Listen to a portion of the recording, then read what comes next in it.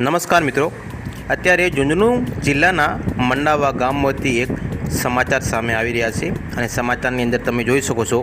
કે મિત્રો પોલીસ દ્વારા એક ગાડીનો પીછો કરવામાં આવ્યો હતો બાતમીના આધાર ઉપર કે આ ગાડીની અંદર ડોડા પોસ્ટ ભરેલી છે અને ચિત્તોડ સાઈડથી આવી રહી છે।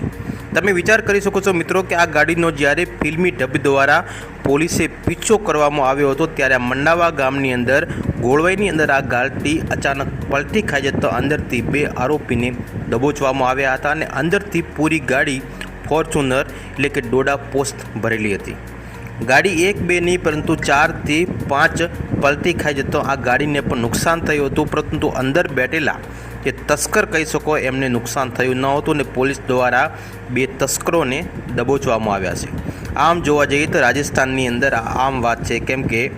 એમપી અને રાજસ્થાનની અંદર જ્યારે આ અફીમનો જથ્થો પકડવામાં આવે ત્યારે સામાન્ય વાત છે, પરંતુ આ જથ્થો જ્યારે ગુજરાત અને બીજા રાજ્યોની અંદર રાજસ્થાન અંદરથી પહોંચાડવામાં આવે છે અને આગળની કાર્યવાહી ઝુંઝુનુ પોલીસ એટલે કે મંડાવા પોલીસ કરી રહી છે।